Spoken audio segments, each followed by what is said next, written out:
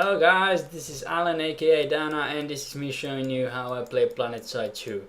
After I tried to make this video like 3 times already, Planetside 2 and XSplit have been crashing.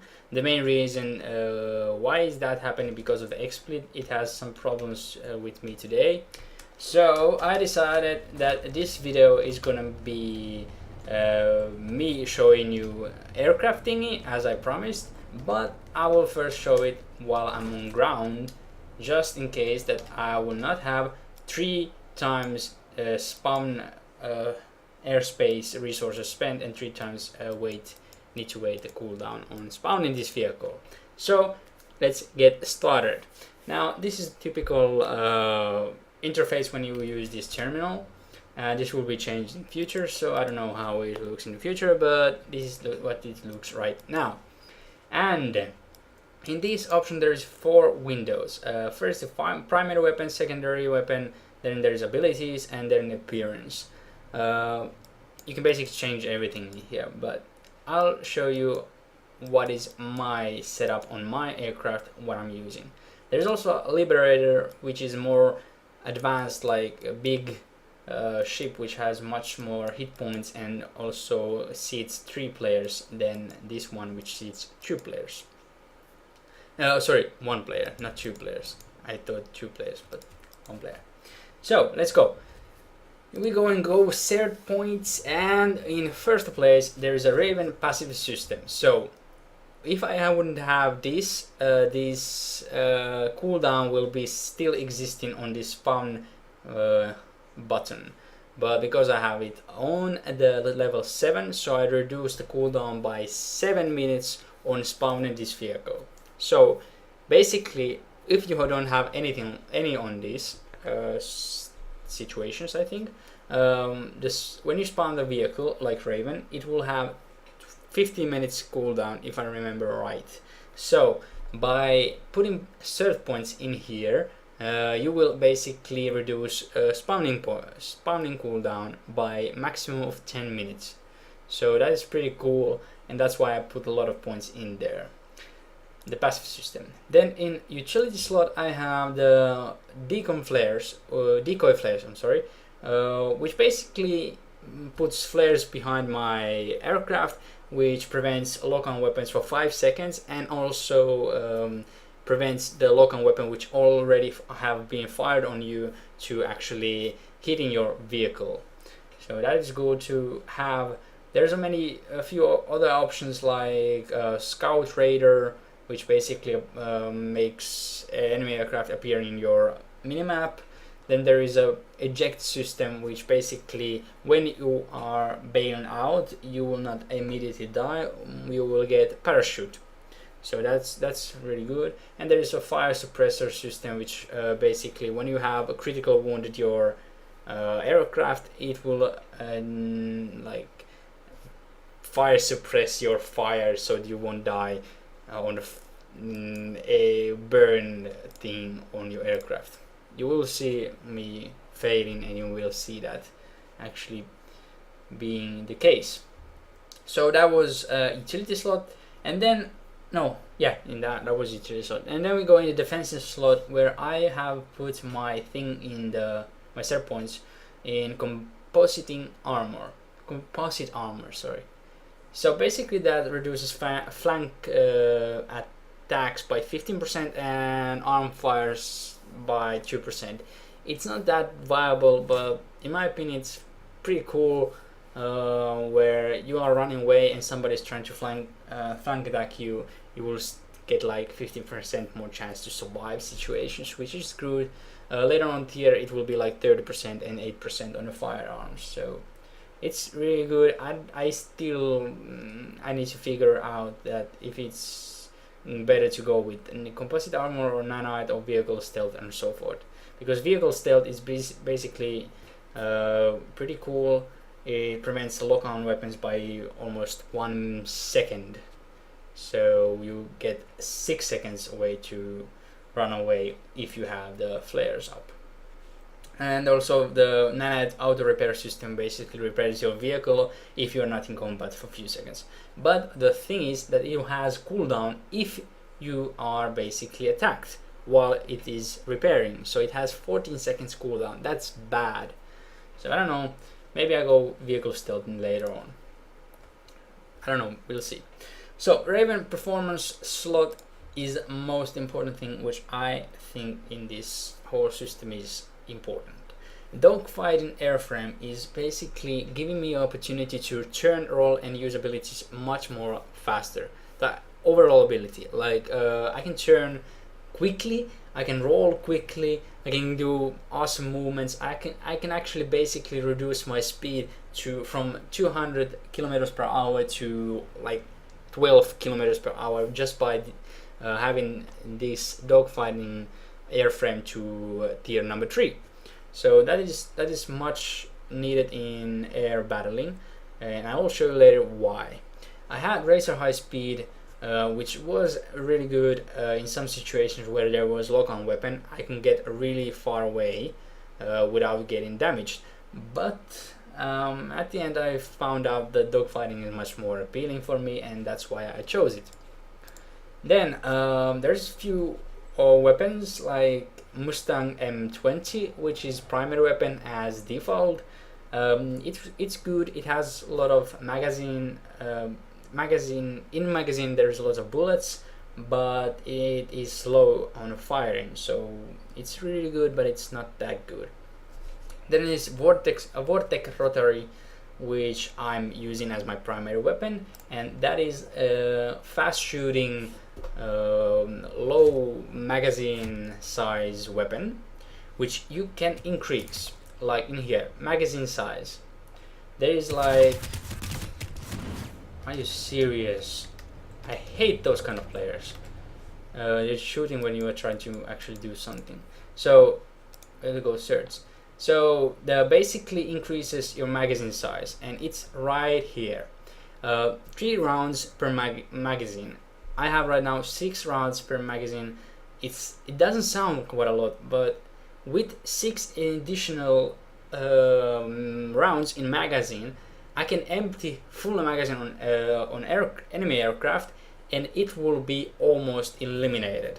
Now think of if you have 9 rounds on your magazine, it will eliminate 100% the enemy aircraft.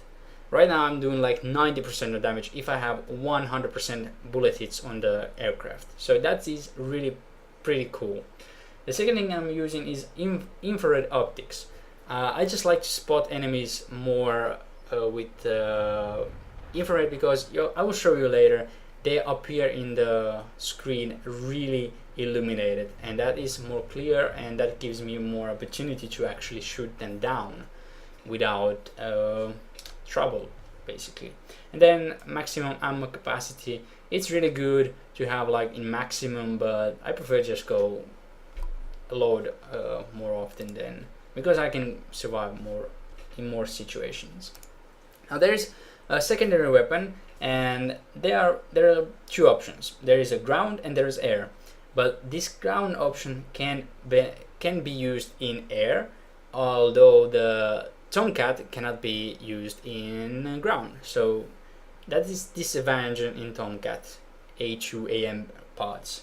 So brake rockets is what I'm using right now, and it has also infrared optics, which I will show you later why.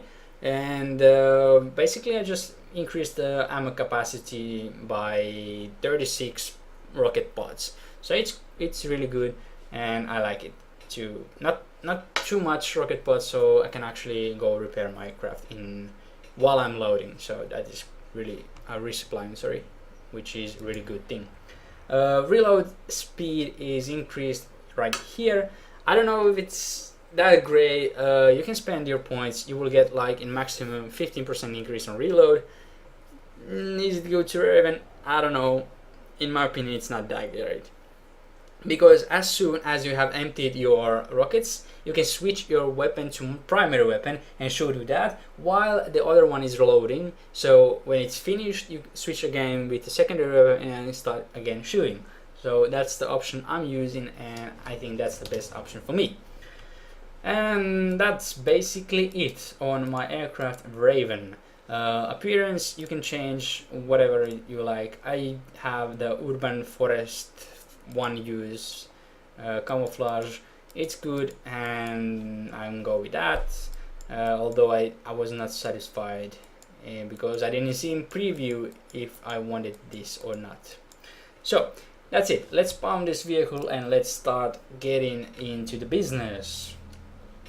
And the business number one is this is really foggy. So one disadvantage in infrared in the first place is when there is like this fogginess in certain maps, you basically are unable to see the ground layer. So it's much harder to anticipate where the ground starts and when it ends. As you see, I still don't know where the ground ends and where it starts, but outlines I can see from here that it's there, so I can avoid that. So in foggy environment, it's really bad to use them, but the one benefit is it illuminates everything. I can see players, I can see aircraft, I can see ground units, and that is pretty awesome. Although the infrared has like smaller radius of view, but I still prefer to go infrared because otherwise I will not see that guy in there, but because I have this infrared I will see him. So that is a really good disadvantage on some situations. Now that is infrared. So I have it on my both weapon, primary weapon and secondary weapon, so that's why I'm using them both. The primary weapon, as I was saying, is the fast shooting like minigun, and I will show you what is happening right now. It basically shoots that fast, and when it's shot it reloads automatically. So that is the primary weapon, and the second one is like this. Automatically reloads, and I switch to another one, shoot it, and the other one is ready. So that is what I was explaining earlier. So you can switch weapons while they're reloading, which is really good. In aircraft things, the most important thing where you reload and you resupply, whatever it's called, is this aircraft landing pad. So you need to go near it or on top of it, and you will be automatically reloading your stuff. So as you can see, it's reloading, and the sound is ding ding ding. You heard it like 2 times. So now I'm fully saturated with my ammo, and I can go again burst things down. So that is good to know. And the last thing, which is the most important thing in aircraft, like controlling and using it really efficiently, is keybinds. I will go quickly on this roof so I can show you my keybinds. So settings, keybinds, aircraft. There is a few options. Descent is, in my opinion, most important thing in whole aircrafting, because when you go up, you press C to go down quickly. Now that helps you in most cases, like you have damaged vehicle and you need to reload really fast. If you're in bubble, you can like land in seconds. That was terrible landing, but you basically that was really terrible landing. If you are like here and you need to go quickly, you slow down the speed and press C quickly to land like that violent on the ground. As long as you are in this bubble thing, in this spawning point, you will not do any damage on your aircraft by landing that way. If you go outside of bubble and you land like that, like shown in here, like this, you will do more than half damage on your aircraft. In some situations that's really bad, because you have if you have already damaged aircraft, that will more likely destroy your aircraft by landing that way. So I gave you one good advice, and I've seen that in most cases. So you see on my left down screen, the blue screen, the little one where there is saying kilometers per hour, it goes up and down, up and down. I change the speed by W and decelerating by S. So W gives me extra speed and S decelerates my aircraft. So that is how I actually control my aircraft, and you should control also. So if you have, let's say 200 or maybe 200 kilometers per hour, if you have 200 kilometers per hour or even 150 and you come to this pad and quickly land like this, it will 100% do a lot of damage in most of cases if you're outside of the bubble, as I said previously. But the thing is, if you go in a landing pad and you have exactly 70 or less speed on an aircraft, like 70 kilometers per hour, it will do 0 damage. I say to you that because it is correct. Or there is other option.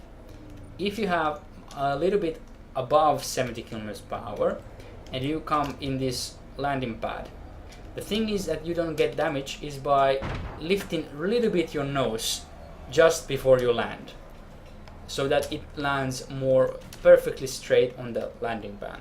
So that is really good to know. Now the last thing I want to say you before I demonstrate how bad pilot I actually am is in my keybinds. There is a few options where I'm actually really used to and I need to have them. Roll left, roll right, pitch up and pitch down. So that is the most important thing in my mouse. I have Razer Naga mouse, so that basically gives me 12 extra buttons on my thumb finger that I meant to say. Basically I have my those rolls and pitch up set to my keybinds on my mouse buttons. So I will demonstrate you what happens if you don't have them. So you need to, if you want to roll on, not roll on, but like pitch up, like roll on and pitch up, like that. You need to have, if you don't have the button set up on your mouse pad, you will need to like slide your mouse to get that roll effect on sideways, so you can change direction more quickly. But if you have keybind on your mouse, then you can do just this: roll on left and just press number 2 button, and you will get this full circle without moving your mouse even an inch. So that is really powerful in some situations where you need to chase somebody or need to get away. Like somebody is behind me right now, I just go quickly away from them, go behind a mountain, decelerate, change quickly the direction and go chase them and destroy them. In most of cases I do like that. So I go behind something just to make them think that they're chasing me, so he tries to get behind something. But as soon as they turn the same way where I am, behind the mountain, they see that I'm facing them and I'm shooting them pretty powerful weapons at them, and they've been destroyed. And then in sometimes I've heard some whining by whispering, so that, yeah, but that's funny thing, that's the other thing. So that's basically how I like control my aircraft. I have the dogfighting, the roll on thing, which basically gives me more opportunity controlling my aircraft. Now I will demonstrate, and I hopefully won't fail but while demonstrating my assets. So infrared on both, yeah indeed I have, and let's go get some enemy aircrafts. So I have on my middle mouse button, I have set the autopiloting, so that is also option in key binding. And by pressing H button, you will enlarge your the big map, which the small map, mini map, to be much bigger, and you can spot enemies in there. So that is really powerful tool. I'm using that all the time to spot enemies and to just see where they are, and maybe in some situations when I'm fixing my aircraft, I see that enemy is coming towards me, I just quickly go on my aircraft and go hide myself. That is one option also. So we need to go in that section. By pressing shift button you will get afterburn, so that is also good to keep in mind. And don't hit your friendly vehicles, you will probably get a lot of damage done. That is enemy aircraft. You can spot them by pressing Q button, like I'm doing right now. And then I'm trying to, let's see if I can shoot them down. So I need to watch out for my players. Okay, there we go, the enemy died. So there is the enemy players. I mean, I switched to a pods.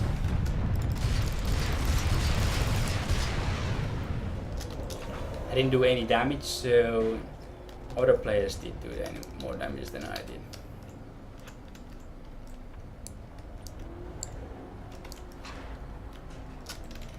So there is a lot of fog, so that's why my screen is a little bit difficult to anticipate what's happening. ID'd an enemy lightning.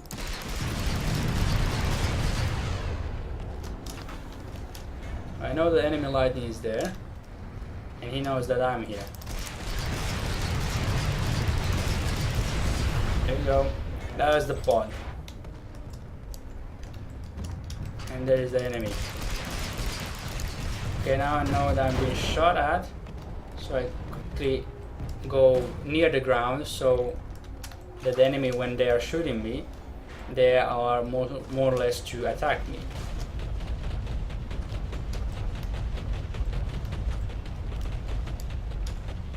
So there's the enemy solderer. In the area. I know it, I saw it. So he will land there. Whenever I empty, I just empty my other weapon. And I saw there was a survivor. Where is it? There we go. Ah.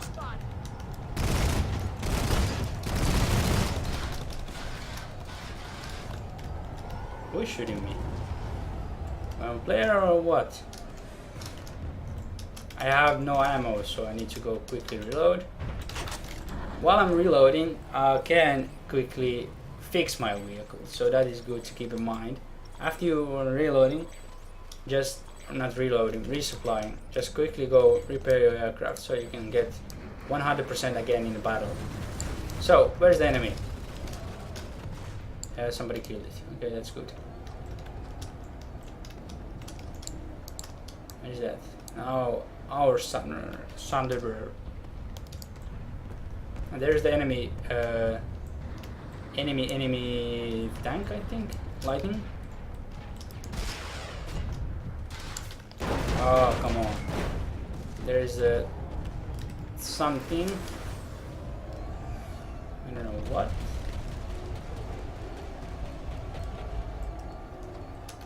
So you need to be really careful lately with aircraft because everybody's getting anti-air things. So that's the thing lately.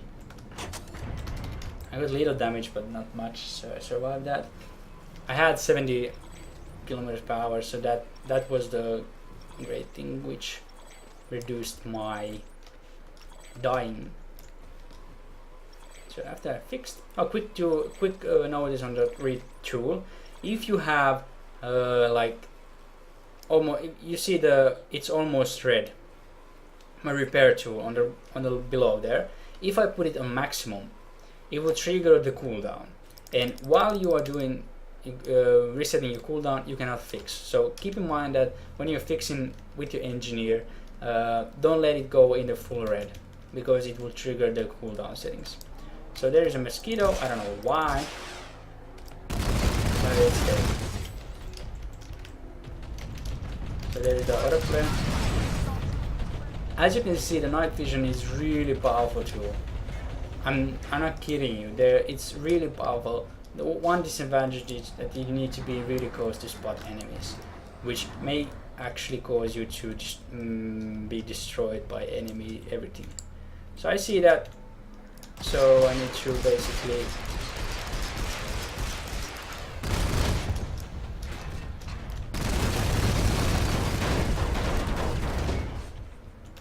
so I think that is lightning or something.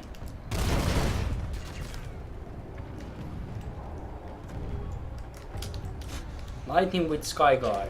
This next vehicle I will show you. I have 80, 70, now if I land, everything is okay. I don't use usually those third person shooting, third person view. I'll show you what it is. By pressing T button you can go third person, so I don't use it actually at all anymore. I used it at the beginning to spot enemies, but then I got infrared and now everything is okay. So I'm going too slow maybe, yep.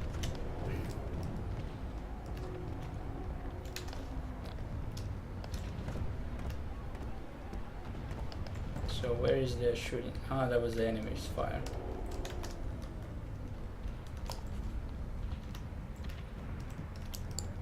So I see a lot of enemies, like there is the enemies there, like as you can see I don't see with my infrared them, but normal view I can see them quite a lot.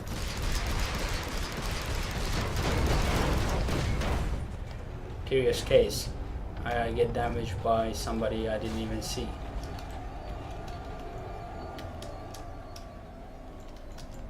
So that's the really danger zone, because there is so much anti-air that it's just pointless to go even near that.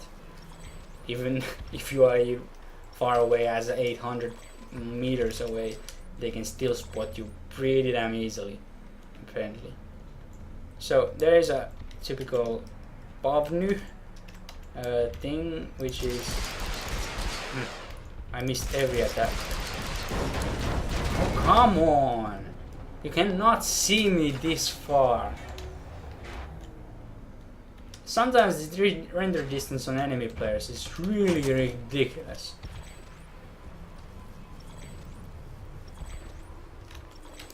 And you shot me like, I don't know, 3 million times?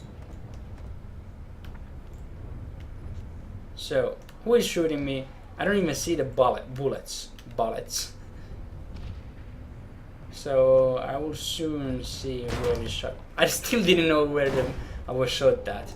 So that's in some cases I am baffled with the game, how it works.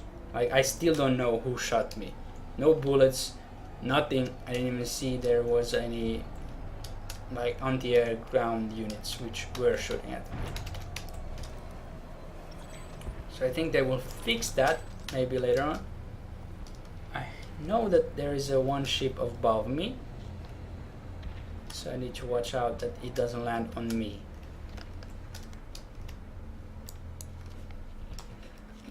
If I get one more shot down, I will just change the planes, because it's pointless to be here being shot at while you cannot see me.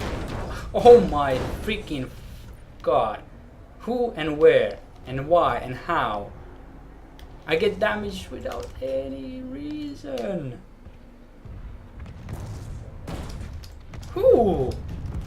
Oh my god! This is ridiculous. Unfreaking believable. Is it either my player or I just am too stupid to see it? That's it, and changing places.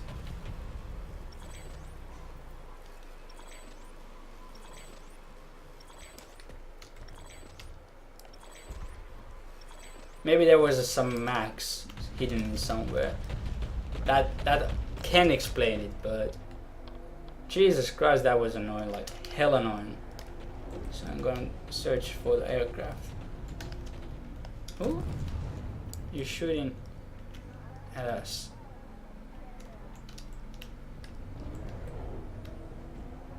Is it our own player? I've seen that also happen.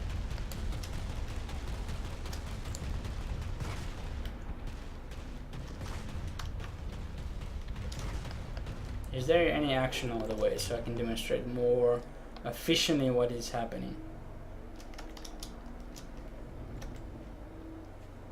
So there, the flashing thing is where action might be happening.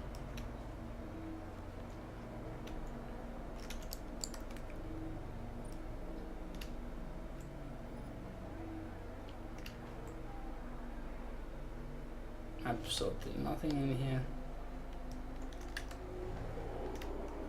I go quickly do kamikaze and destroy my aircraft, so you can basically see what happens when I destroy the aircraft.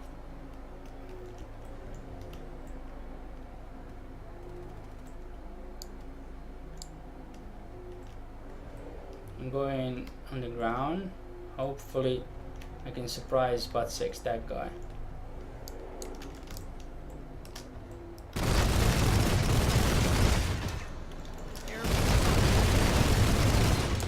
Yeah, surprise butt sex. That was the first one.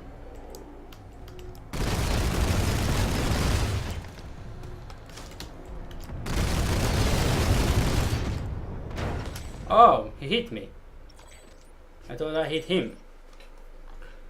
But that's how you basically suicide yourself. You destroy 2 with them. That's good. And that's how I roll. So, I hope you enjoyed this video demonstrating how you should not flight your aircraft maybe. But there was not so much action to me show you how I actually can pilot while I am in 100%. So, if you have something to say about that, if you have some tricks, please share with me, share with this video, and hopefully I can get some footage today when I'm playing this and record it and upload it how I play my aircraft correctly. This was a quick demonstration, or not so quick, half an hour, but I hope you enjoyed this. Later on I will not later on, but next video I hope fully will engage with the ground unit and demonstrate on how I use that. So, hope you enjoy, see you next time, and happy holidays still, because I'm still having holidays. Bye guys.